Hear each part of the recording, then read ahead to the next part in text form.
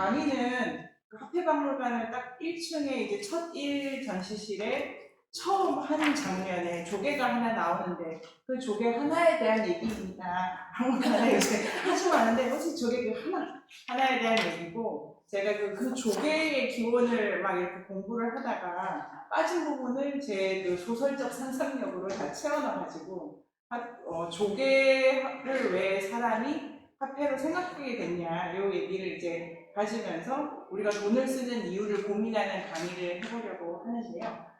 일단 그걸 들어가기 전에 전천당이라고 하는 유명한 혹시 아시나요? 다 봤나요?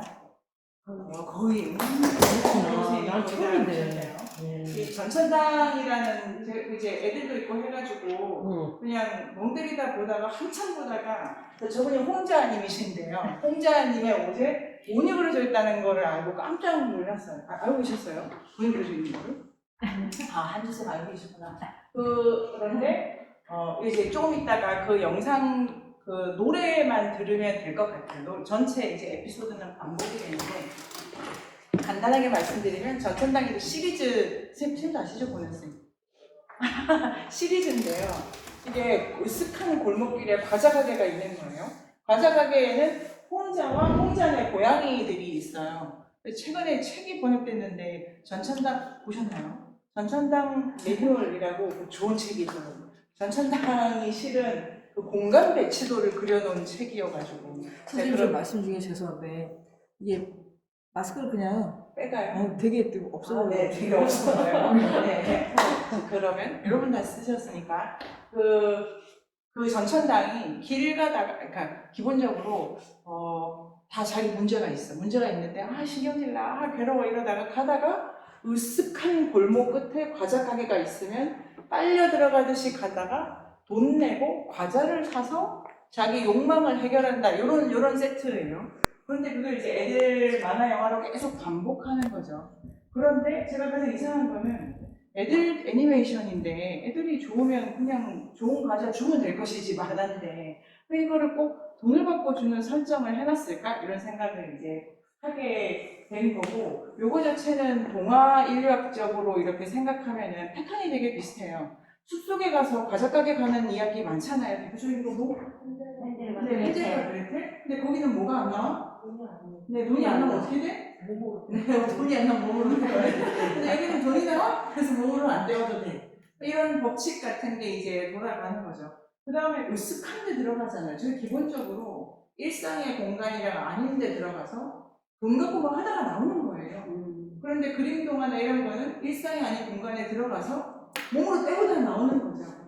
돈이 들어가고 안 들어가고의 차이가 있는데 뭐를 하고 나온다. 근데 그 하고 나오는 거의 성질이 되게 비슷한데 이걸 돈을 입혔을 때의 차이랄까. 근데 헨젤과 그레텔은 할머니가 가져가게 주인이신데 여기는 홍자 언니인데 되게 커요. 그냥 사람이라고 볼 수 없을 정도. 그렇죠. 홍자가 되게 크던데 홍자가 크고 홍자가 이제 고양이를 부리는 거죠. 근데 왜 이제 과자 가게를 가지고 돈에 대한 이야기를 풀어야 됐을까요? 이런 얘기를 일단 해보면서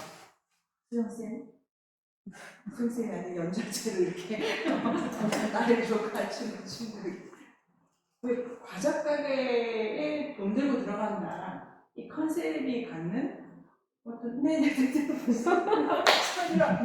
맛있잖아요. 과자와 돈 바꾸면. 자 과자의 특징 과자 가게의 특징 과자는 소중하잖아요.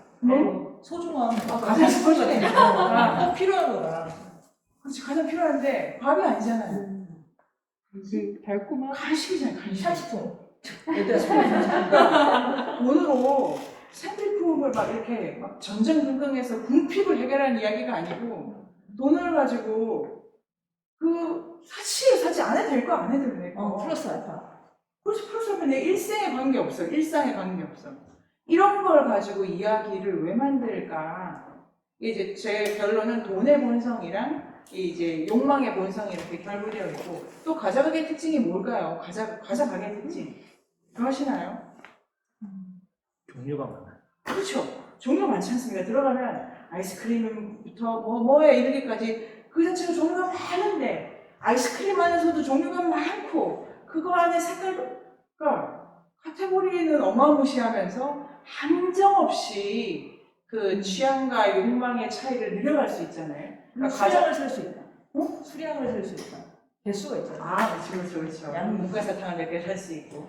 저 모든 게 1차적으로 과자 가게가 뜻하는 거는 욕망과 관련이 있고 욕망의 종류와 수준이 매우 다양한데 문제는 그 가게에 들어가는 사람마다 과자가 취향에 많이 걸려 있잖아요. 그 친구들끼리 가서 난 이것만 먹어 이러지 않습니까? 그런 거를 하는 것처럼 저 과자 가게는 자기 욕망을 보고 가는 거죠. 자기 욕망. 근데 전신당에 들어가면 그 욕망을 보고 이렇게 이제 그 욕망이 돈을 가지고 이제 그 욕망의 크기, 그 욕망의 한계, 그 욕망이 탐욕으로 전환될 때 문제점 이런 거를 그렇지 않으세요? 그리고 막 가르친 다음에 이 과자를 잘 먹어야 되겠다고 끝나는 건데 이 과자를 먹을 때 주의해야 될 점은 이걸 못하면 큰일 나. 과량 복용하면 안 돼요. 그렇죠. 과잉을 하게 되는 이유는 뭐를? 안 먹고 갔구나. 밥 안 먹고. 이게 지금, 아니, 느낌 뭐죠? 매뉴얼이 있어요. 과자 먹는 방법을 제대로 안 읽으면, 이거에 탐욕의 그 엑셀을 밟게 될 때, 막 비틀리고 이제 엉망진창이 돼서, 이게 왜 이렇게 사태가 이렇게 된 걸 보면, 매뉴얼을 내가 충분히 다 안 읽었구나, 이렇게 돼 있거든요.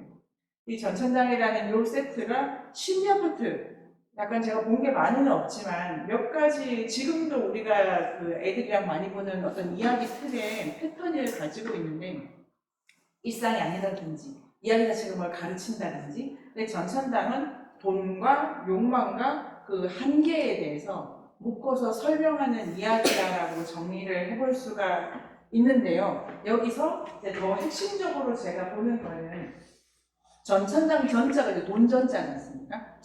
그 돈을 혼자가 찍어내는 게 아니에요. 가게는 혼자 내 가게인데 돈은 하늘에서 내려온다 이렇게 돼 있거든요. 그러니까 가게에서 파는 모든 과자는 그 설명서가 중요한데 그 설명서는 누가 찍었냐면은 하늘이 찍었다 이렇게 되는 거죠.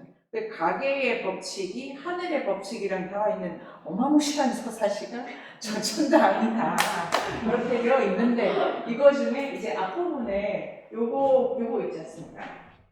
요게 그 룰렛이에요. 룰렛이어가지고 오프닝의 그 영상을 한 뭐 몇 번 보면 알 수 있는데 홍자는 알고 있어요. 그 용만 만약 우리 풀쌤이 옥수수를 너무 좋아하시는데 뭐 이렇게 굉장하다 바빠서 옥수수를 못 먹게 돼서 아예 신경질나 골목에 가서 그 풀쌤이 옥수수 사러 올 거라고 홍자는 알고 있어요.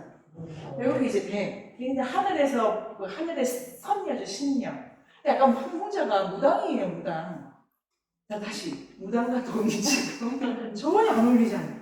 무당은 정술의 세계고, 화폐는 교환과 계산 가능한 세계인데, 저는 이거는 부른 대로 하는 거고, 뭐, 자의적이고, 알 수 없고, 계산 불가능한데. 근데 저 홍자가 저 룰렛을 돌리면서, 룰렛에 돈이 딱 떨어지면, 이게 뭐, 1972년 10원짜리네요. 막 이래요. 그러면서 오늘은 풀쌤이 오시겠군요. 이렇게 이야기가 진행이 되거든요. 홍자는 다 아는데 그 매뉴얼을 읽느냐 안 읽느냐, 그 다음에 어떻게 읽느냐, 어떤 고생을 겪느냐는 이제 자기 문제고 그걸 이제 이야기의 끝에는 다시 이제 그 과거에는 다시 못 돌아가죠. 보통의 경우는. 근데 이제 얘기가 시즌이 전개되면 뭐 감론을박하고 저한테 막 싸우고 이렇게 얘기가 커지기는 합니다. 자. 홍자는 하늘에서 내린 과자 가게의 주인인데 저 룰렛이 왜 필요할까? 여기 이제 제 궁금함이 시작이 되는 거예요. 저 장치는 어디서 근거를 한 걸까? 여기서 제 소개를 잠깐 드리도록 하겠습니다. 저는 동아 인력자인데요. 저는 이렇게 만화, 이야기, 사람들 수다를 잘 듣는 척하면서 속으로 저 이야기의 뿌리는 어디 있는 걸까? 저 어디서 연결된 거지? 이런 생각을 이제 하기를 좋아하는데 그 근원에 가면 뭐 아프리카 사람이나 우리 사람이나 뭐 다 비슷한 상상력으로 그런 얘기를 한다. 그래서 한참 보다가 저 룰렛이 저 전체 서사에 안 필요해 하다가 굳이 만든 이유가 뭘까를 생각했을 때 돈의 번성이다라고 생각을 하게 됐는데요. 이 시점에서 전천당 오프닝 시를 잠깐 보기도 하고, 여기서 제가 쓴 그 강의안은 뭐 오타도 있을 수 있고 이제 그 어제 밤까지 막 쓰던 거여서 완성이 된 건 아닌데요.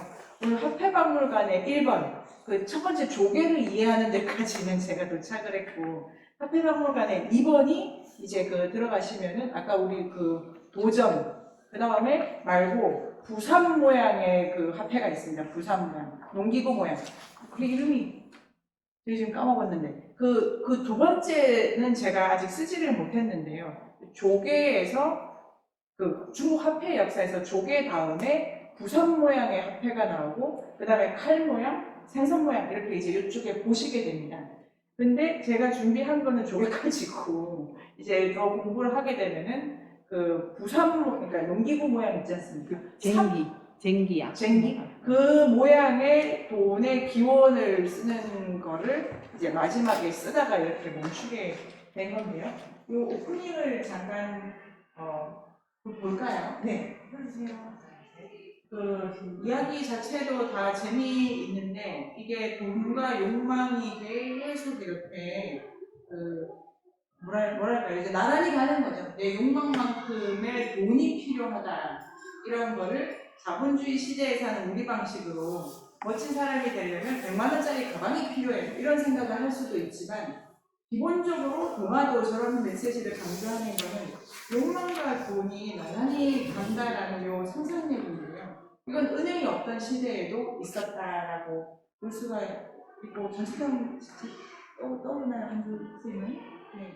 뭔가 가니까 재밌을 것 같기도 하고. 선생님 어떠십니까? 오늘 여기 잘 오신 겁니다. 알겠습니다. 그러면 그 다음 슬라이드로 연생 감사합니다. 그 아까 이제 말씀드린 것처럼 으슥한 데에 꼭 혼자 들어가가지고 근데 아동물 영화라든지 아동물 애니메이션이 되게 어두워요. 그런 생각을 하시죠. 신기하고 뭐 다 어둡다. 별로 안 밝아요. 그것도 되게 중요한 탐구 주제고 그 현대 소설가 중에 무라카미 하루키 이런 장치 되게 좋아하죠. 갑자기 가다가 쑥 어두운 구석에 들어가서 뭘 겪고 쏙 나오는 이게 되게 신화적 모티프고 이게 그 고대 사회에서는 원시 입사체 동굴에 들어간다 아니면 뭐 이렇게 어른이 되기 위해서 어떤 시기를 암흑기를 보낸다 이런 거가 이제 같이 있고 아까 거기도 꼬마 여자애가 그 모자 쓰고 배낭 메고 있지 않습니까? 집을 나오는 거겠죠 당연히. 거기 집 들어가는 게 아니고 빨리 나간다고 있고 헨젤과 그레텔 자 퀴즈를 내도록 하겠습니다. 지금부터 보는 세 가지 이미지에 공통점이 있다. 자, 헨젤과 그레텔 빨간 모자 그 다음 공통점은? 네네네. 네, 여자. 네. 제가 강의 준비할 때 생각 못했는데 중요한 키워드네요. 헬핀. 아니 앞으로 다시 봐야 되겠어요. 다시 봐야 되겠어. 여러분 디테일에 주목하세요. 이 이야기들은 모두 이거에 대한 이야기입니다. 먹는 이야기입니다. 다 먹는 것과 관련돼 있다. 그런데 자 아까 그거예요. 이 과자 가게 틀 안에 있는 거예요. 과자집 그 빨간 모자가 할머니 식사를 들고 가는 게 아니지 않습니까? 그럼 매일 가야 되는데 어쩌다가 그 다음에 사과잖아요. 네. 과연 디저트. 그러니까 왜 그런 걸까? 이렇게 되어 있고 이제 화폐 얘기로 들어가보도록 하겠습니다. 그 최초의 동전이라고 화폐박물관에 한 알 있었던 걸로 기억이 하는데요. 보통 이제 그 여행을 다니시면서 화폐박물관 가면 좋을 것 같아요. 어떤 뭐 도시에 도착하게 됐을 때. 근데 최초의 동전은 조개라고 하고 중국 화폐만이 아니라 보통 최초의 동전이라고 유튜브만 검색하면 다 조개가 나오더라고요. 왜 조개일까요? 정한쌤? 여기는 다 선생님인 걸로 하고. 네. 가장 쉽게 구할 수 있다는데, 자, 그래서, 자, 여러분 연필을 들고 화폐박물관에 들어가셔가지고, 그 조개 밑에 설명이 있어요, 캡션이. 그 캡션을, 그러니까 화폐박물관 전체가 이렇게 기획된 그 틀이랑 제가 지금 다르게 조개만 증폭해서 말씀드리는 건데요. 보시면 알 수 있습니다. 화폐가 얻기 쉽죠. 그런데 화폐를 조개로 쓰는 데는 바닷가가 아니에요. 자, 이거를 그러니까 제가 드리는 오늘 강의해드리는 모든 말씀은 앞뒤가 다 끼어져야 되는데 전찬당이라고요. 네, 느낌이 오시나요? 왜 화폐는 그러니까 바닷가에는 많은데 바닷가 사람들은 많기 때문에 화폐를 그걸로 안 쓰는 거예요. 자, 바닷가가 아닌데 화폐를 볼 수 없는 데야만 그게 화폐 기능을 할 수가 있어요. 왜 그런가요? 자, 교환 가치 때문에 한계 주기. 자, 더 들어가야 돼요. 화폐 기본적으로는 교환 기능이잖아요. 그걸 가지고 10,000원에는 10,000원의 가치가 없으면 종이잖아요. 10,000원을 찍었잖아요. 그래서 우리가 그 10,000원으로 누구는 빵을 사고 누구는 떡을 사고 누구는 차를 사잖아요. 우리 동네에서 등가적으로 대체되지 않는 것을 가지고야만 얘도 될 수 있고 쟤도 될 수 있고 쟤도 될 수 있고 자로 써야 되잖아요. 우리 동네에서 보는 거는 일상에 깊숙이 침연되어 있기 때문에 풀셈에게 삽을 가지고 화폐 단위로 못 쓴다고. 풀셈의 세계에서는 끊임이 삽으로 너무 많이 기능화되어 있잖아요. 가치를 측정하려면 모든 사물들보다는 한 단계 올라가야 돼요. 전천당이라니까요. 왜 과자 가게로 저게 무슨 오리온 과자 가게가 아니고 하늘에서 내린 과자 가게가 돼야 되고 돈으로 가르쳐야 되냐면 이 가치를 측정하는 단위는 우리가 쓰는 모든 가치제들보다 한 수준 높아야 되는 거죠. 그렇기 때문에 금이 선택됐다, 은이 선택됐다라고 말하는 이것도 화폐의 긴 역사에서 약간 보류해야 된다고 제가 지금 생각을 하는데요. 그건 이제 놔두고 조개만 가지고 보도록 하겠습니다. 조개 모양을 아주 유의해 주세요. 조개 모양이 중요합니다. 그 다음 걸 가보도록 할까요? 조개. 그래서 또 볼까요? 그다음에 이제 고대 아테네의 주화가 이렇게 이제 1층에 이렇게 시작되면 아테네 주화에 이렇게 뭐 상감되어 있다라고 하면 뭘 찍잖아요. 왜 찍을까요? 조개는 찍으면 이제 빠그라지기도 하고, 조개는 이제 다른 방식으로 가공을 하는데, 자연물 그 자체를 가지고 오는 게 아니라, 화폐가 화폐이려면 이 가공도 해야 돼요. 자, 그냥 저도 정답 없이 생각을 해보는 거예요. 모든 것을 잴 수 있는 것. 그것은 자연물에서 직접 취해질 수 없고, 반드시 인간의 손으로 가공도 돼야 된다.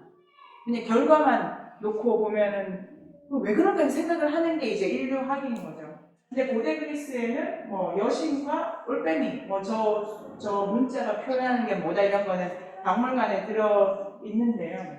뭘 찍어야 돼. 그 다음 거를 보실까요?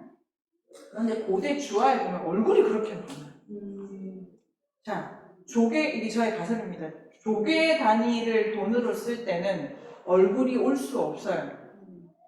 그런데 주화 단위는 얼굴이 필요해. 왜 그럴까요? 이걸 이제 생각을 해보는 거고, 조개, 여기 이제 어마무시한 지금 인류학적이나 신화 세미나, 요 사이에 들어가는 그 틈을 제임스 프레이저의 황금가지라는 책으로 외울 수가 있는데, 인간의 얼굴이 동전의 상징이 되는 거랑, 조개는 절대로 인간의 얼굴을 넣지 않아요. 조개를 가지고 많은 걸 할 수 있는데 인간의 형상을 가지고 동전, 화폐에 신뢰를 부여하는 장치를 안 쓴다. 자, 그 다음에 더 볼까요?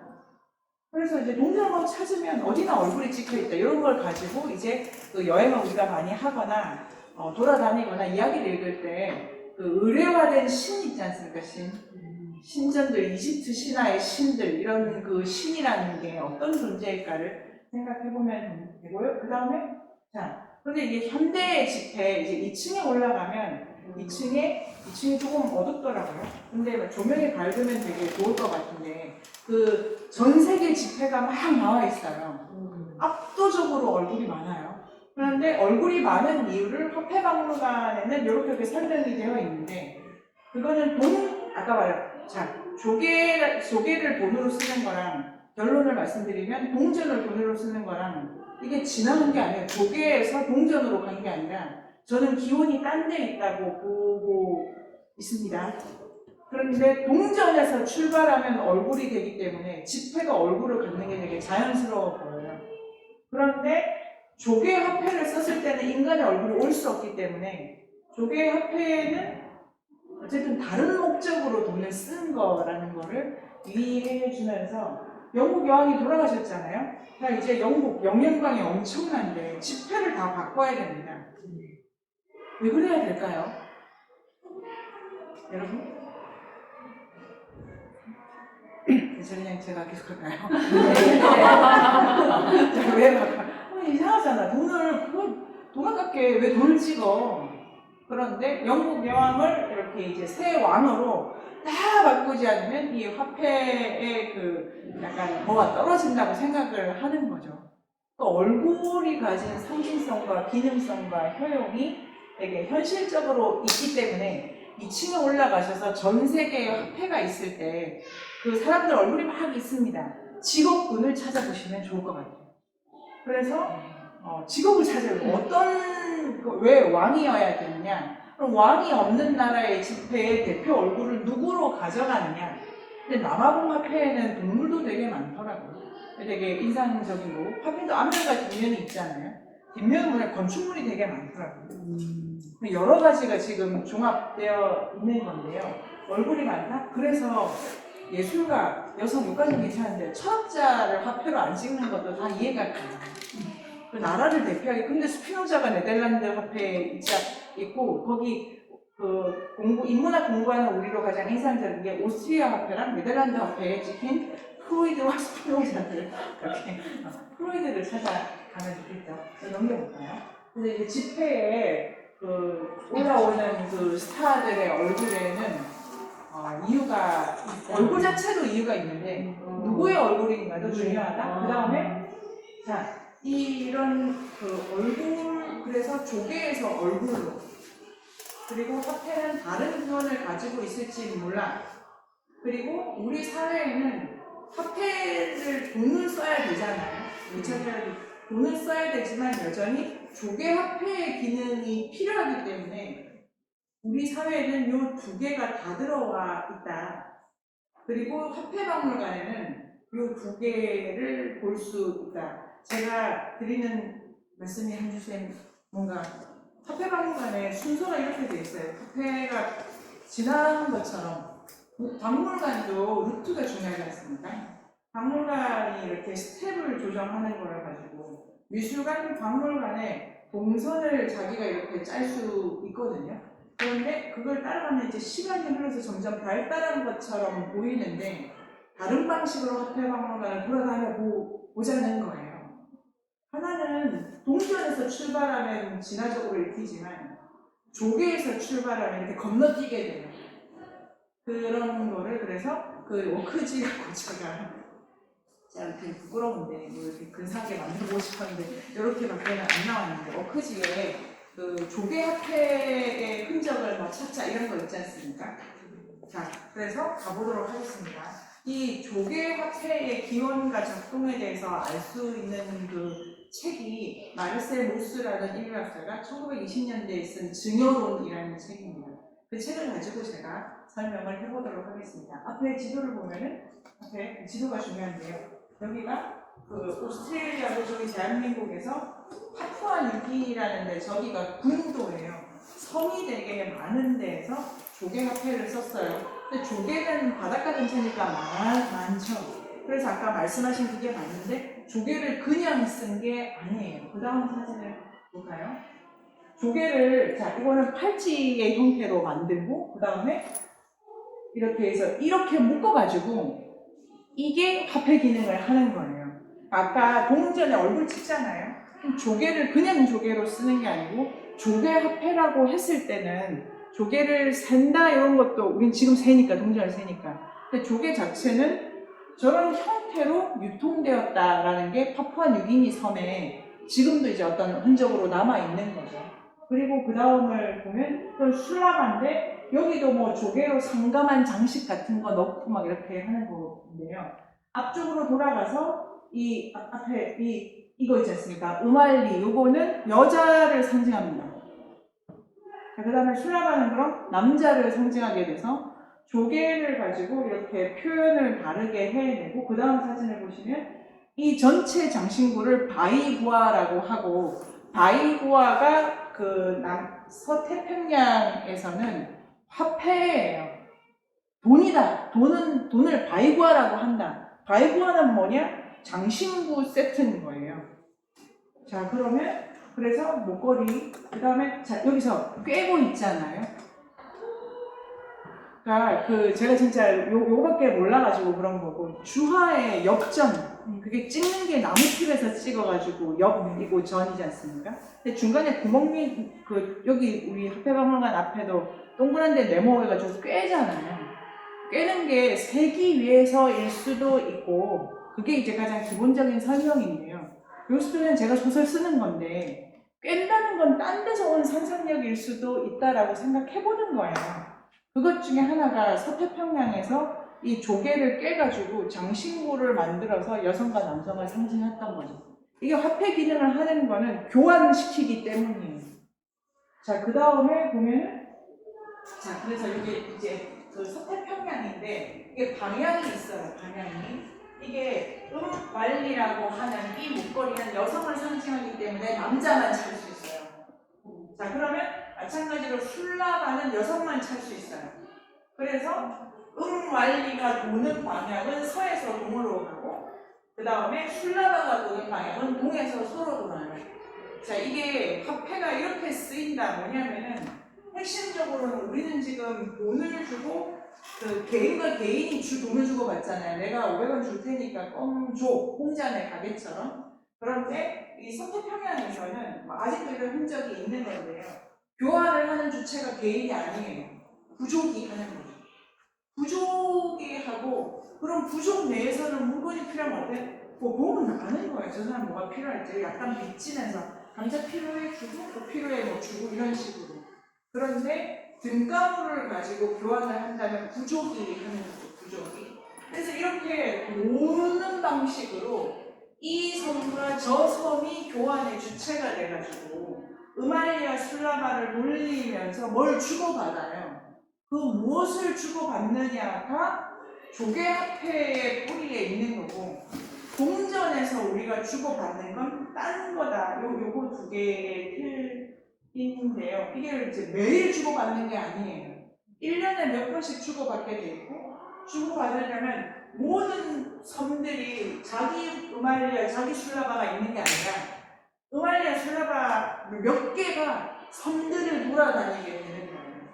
그러면 여기서 출발했는데 그 다음 섬에 가 있고 쟤는 저기서 오기 시차가 있잖아요. 핵심은 뭐냐면 음알리아 술라바가 서로를 끌어당기는 거예요.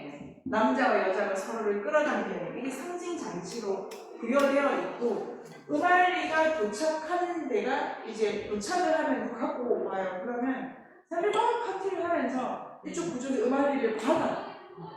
그러면 그 근처에서 이제 시장이 열려가지고 글쎄 오고 가는 사람들이 이렇게 뭐를 주고 받는 거죠. 그런데 반드시 음알리가 도착하는 데에서 그 이제 좀 갖고 있다가 또 다른 그 이제 가야 될 때에 이게 가게 되면 이게 그냥 목걸이인데 공간 장소를 이동할 때마다 가치가 증식된다고 생각하는 거예요. 그러니까 많이 돌아다닌 음알리는 영역이 어마어마해가지고 그게 있으면 물고기가 너무 많이 잡혀 이렇게 되는 거죠. 그런데 음알리 하나로는 물고기가 다 잡히는 걸 완성할 수 없기 때문에 술라바가 오는 회로도 타고 있어야 돼요. 자, 이게 화폐에 졸리신 건 아니죠? 원래 이름을 좀 잠깐 졸리고 있으니 그 다음 갖고 가요. 그래서 이제 이렇게 막 장식해가지고 축제할 때 음알리가 가 이런 걸 해가지고 준비할 때 막 배도 장식하고 막 어마무시하게 장식해서 그 다음 가면은 근데 이제 도착을 하면은 그때 음알리가 온다더라 이렇게 하는 거죠. 제가 이런 형태로 뭔가를 주고받을 때 그러면 뭘 주고받은 걸까요? 여러분 제안해줄까요? 네, 그냥 음식 같은 목걸이 네, 그게 돌아다니면 막 이렇게 잔치가 일어나가지고 다 먹는 거죠. 그런데 각기 성이 떨어져 있잖아요. 군도 이게 군이 떨어져 있는데 이 사람들이 그래서 생계는 다 해결하는 거예요. 화폐의 기원이 왜 고기 먹고 싶은데 물고기밖에 없는 사람이 필요해서 교환하니까 살이 있지 않습니까? 근데 조개에만 집중해 보면 각자 섬 안에서 생계 문제를 해결하기 때문에 생계 필요형 화폐 기원설이 아니라고 더 강조해야 되는데요. 그때 섬들이 우리는 음알리를 돌리는 사이야, 우리는 술라마를 돌리는 사이야, 계속 돌아다닐 때 우리 섬들 각자는 더 뭔가를 잘 만들게 돼, 더 많이 잡게 돼. 그런 거고, 더 많이 돌아다닐 때 이게 우리 은행의 이자, 지금 이자가 너무 낮지만 이자 불리듯이 돌아다닐수록 관계를 더 묶어내면서 이 신뢰를 더 확보하는 능력이 큰 거라고 생각하는 거예요. 근데 그거를 왜 조개로 했을까? 자, 여기서부터 저의 소설, 더 소설. 조개는 장식하기가 너무 좋아요. 그런데, 자, 조개, 여러분, 장신구를 가지지 않았네. 우리 다 공부하다 보니까 지금 우리 나라를 어떻게, 좋아요. 글쎄. 아니 아까 보니까 소설이 장신구를 많이 아, 그래요? 어디? 길거리 다니냐고 장신구 이거 장신구, 그래서 화폐박물관의 세트가 장신구 박물관인데 똑같아요. 조개 화폐의 기원이 장신구를 부르는 거는 나보라고 부르는 게 아니잖아요. 이렇게 보여지고 싶다잖아요. 그러니까 조개 화폐에서 장신구로 사람들은 뭘 교환한 거냐면 내가 얼마나 아름다운지를 보여주면서 이런 내가 걸치고 있으니까 이런 내가 걸친 걸 네가 걸치면 너는 더 아름다워질 거야.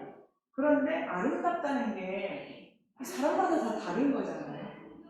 되게 상상력을 자극하면서 아름답다와 더 풍요로워진다를 결부시켜가지고 그 같은 음알리가 돌아다니는데 사람들은 그 이야기 속에서 저게 102번은 돌았대더라고. 이렇게 되면 무시한 영역이 있다고 생각하고 아까 그 시장도 잘 말씀해 주신 것처럼 목걸이가 돌 때 주변에 시장이 열려요. 김말리라는 다른 이름의 시장이. 그러니까 음알리를 전달하는 남자와 여자는 부족장, 되게 귀족인 거고 시장을 여는 건 이제 우리 같은 보통 사람들인데 시장에 나온 물건을 보면 이 동네에서 음알리를 받으면 더 음알리의 영역이 커지겠구나 알 수 있는 거예요. 그런데 음알리가 도착을 했는데 너무 화려하게 여기 너무 별 볼 일 없잖아요. 그러면 이거를 도착시킨 사람이 이게 이제 음알리 영빨이 떨어지겠네 이렇게 되고 그러면 그 소문이 돌아가지고 그 루트를 못 하게 돼요. 그래서 빨리빨리 그 다음 섬에서 니네 못 살려면 빨리빨리 목걸이 넘겨 이런 압력을 막 가하기도 하고 자존심 상하잖아요. 그러니까 더 묵히고 그래서 이제 여기서 자존심을 회복하기 위해서 빚을 져가지고 그 다음 막 우리가 이만큼 훌륭하다니까 핵심은 이 전체 순환의 고리를 타야 되는 거예요. 못하면 아무도 안 쳐줘. 이렇게 되는 거고 그러니까 그 조개 화폐는 관계와 신용이 가장 중요한 거고 신용의 핵심은 그 리듬을 계속 타 나가는 거다. 그 다음 보시면 자 그거 이제 그 관계라는 게 어디까지 비춰져 있는가를 알 수 있는 게 그 모델은 딴 거예요. 좀 전에는 그 서태평양이고 이제 북서해안의 캐나다 그 밴쿠버에 가면은 인류학 박물관이 있어요. 가보셨던 거잖아요? 아니 여기를 밴쿠버에 자전거 못 탔어. 밴쿠버에 가면 인류학 박물관이 있고 몇 군데의 북미의 인류학 박물관이 있는데 거기 가면 어떻게 되냐면 서랍을 열어요. 그 박물관에 서랍이 있어요. 그래서 밖에 있는 게 너무 화려해가지고 지나가는 중인데 그럼 안 되고 서랍을 열어요. 서랍을 열면 뭐 가면물이 살짝 나오더라고요. 그리고 보통 그런 박물관 가서 전화해가지고 궁금한데 설명해 줄 수 있어요. 그러면 박물관 타가기 때문에 상대방 나와. 한국어 영어를 못하는데 음악도 찾아와. 그렇게 많이 서랍을 열어야 되나? 분명히 다시 돌아가서 거기에는 이 원안의 고리에서 이제 사람들이 이 부족 저 부족 교환을 하는데 교환을 뭘 갖고 하는 공판을 가지고 해요. 불이 구리인데 이게 구리에 색이 있는 거예요. 동물을 새기거나. 근데 마지막으로 교환을 부족끼리 하다가 가장 힘센 부족의 그 부족장이 마지막 자신을 바다에 빠뜨려버려요. 그게 교환이 목적이 아니라 최종적으로는 이걸 바다에 빠뜨려야만 그 빠뜨린 다음에 굳이 또 찾아 들어가서 끄집어내야 돼. 그런 거 외에 그다음 아니면 그 바다에 빠뜨린 형편이 안 되면 막 동판을 불에 녹이고 깨고 막 그래요. 그리고 다시 붙여요. 한번 거대한 순환의 고리에 들어가서 생사의 고비를 통과하고 나면 영역이 진짜 세다.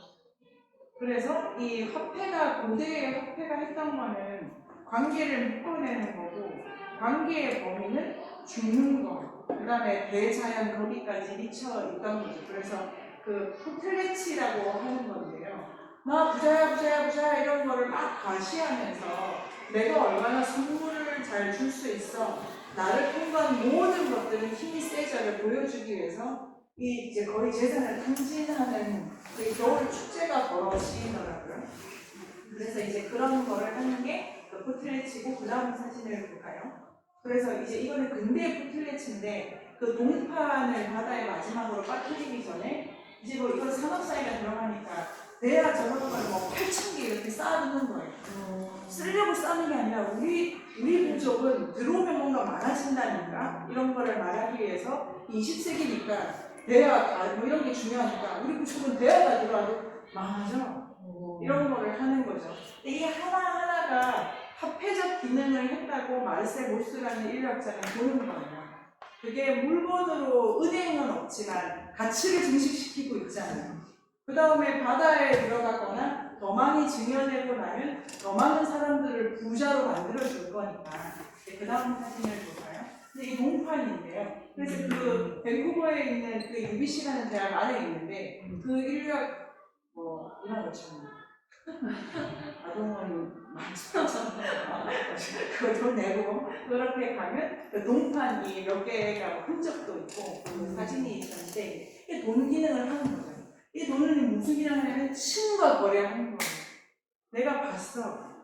내가 그래서 신과 나의 관계를 매개해 주면서 영역을 증가시키는 역할로 이걸 이제 돈의 역할을 했다고 제가 강조해보는 겁니다.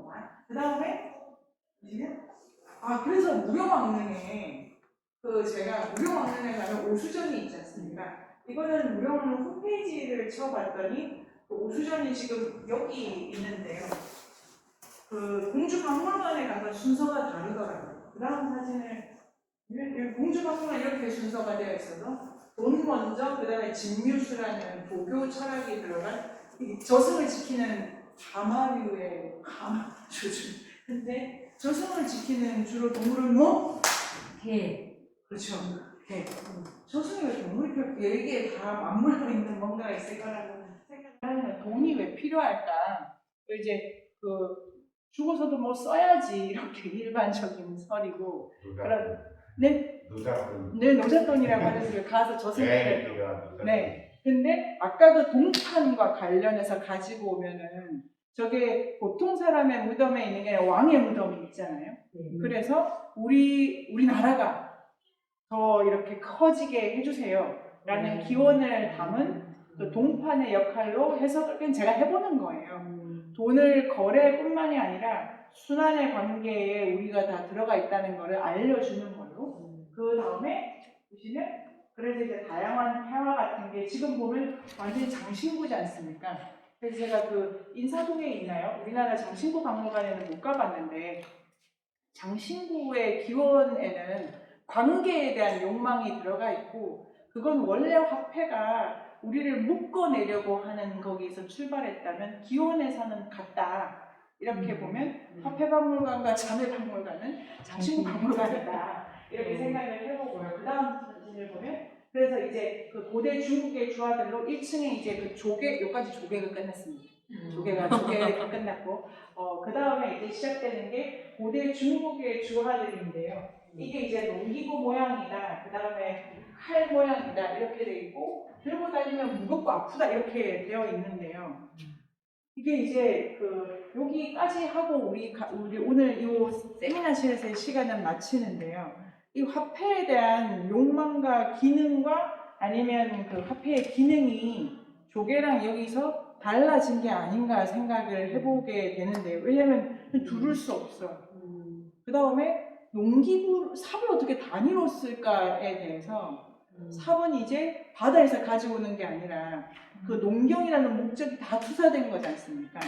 이제 저 단위가 들어가면 이제 센다가 본격적으로 될 것 같고, 조개를 화폐로 쓰면 센다라기보다는 자연 안에는 셀 수 없죠. 자연은 어떻게 세고 뭐 부를 어떻게 자연의 부를 셀 수가 없는데, 농경이 들어가고 국가가 들어가고 왕이 통치하고 관료제가 들어가면 그때의 화폐는 이제 셀 수 있다라는 상상력이 더 들어가는데, 문제는 자 조개화폐의 기원은 장신구 조개화폐만 생각하면 화폐박물관의 자연박물관은 장신구 박물관인데, 그 다음에 고대 중국의 두 번째 요 단계의 이 단계에 들어가면 그 기원은 언어, 문자의 기원과 같기 때문에 한글 박물관이랑 잘 대적할 수 있습니다.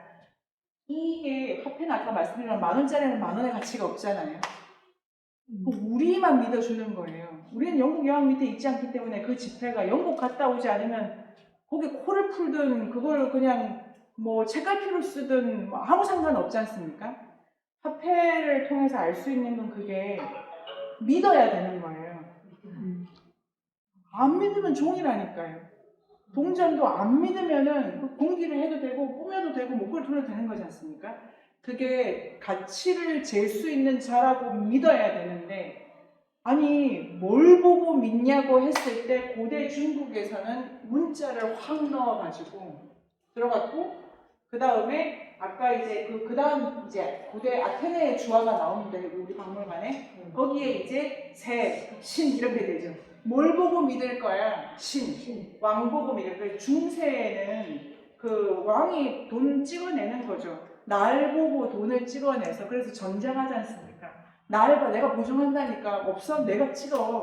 날 봐, 우리 집 재산 많잖아. 보증자로 왕이 들어가면 이미 아까 그 조개화폐는 자연과의 관계, 그 다음에 무한한 풍요, 그리고 그 남자 여자가 서로를 끌어당기듯이 우리가 누락됨 없이 서로 맞물려 살아간다는 걸 계속 인지하는 방식의 상징 매개가 화폐였는데, 국가가 들어가면은 이제 보증자가 필요하게 되고, 그 보증자가 원하는 방식으로 재화를 잴 수가 있는 거예요. 전쟁이다. 그래서 원래 화폐 어떤 책에서는 화폐 발달을 용역비, 요걸로 군비를 하기 위해서 했다고 하더라고요. 그래서 그 다음 사진을 보시면, 자, 여기 다시 돌아가서 고대 중국의 화폐가 그 조개 모양 있지 않습니까? 이게 여성의 성기를 닮았다라고 보여집니다. 이렇게 해석하는 인류학자가 데이비드 그레이버라는 분이 쓴 그 인류학 세미나에서 읽게 되지만 부채 5,000년의 역사, 그 책인데요. 그 책의 중간에 보면은 왜 조개인가? 가치를 낳기 때문이다. 낳는다는 거를 인간의 입장에서는 여성이 낳는 건데, 자연에서 가장 낳는다는 걸 쉽게 알 수 있는 건 조개 아니야? 조개 목걸이를 만들고 팔찌를 하고 이런 거는 우리는 낳고 있어. 뭐 관계를. 그 관계는 고착된 게 아니라 두르고 하면서 점점 더 훌륭한 방식으로 관계를 나아갈 거야. 그런데 이제 왕이 발행자가 이렇게 누군가로 지정이 되면은 관계가 그 왕권을 중심으로 해석이 될 것 같다고 해가지고, 여기 이제 저의 소설인데 그 동그란 것의 기원에, 그리고 구멍의 기원에 저 여성의 성기라고 제가 생각을 해보는 겁니다.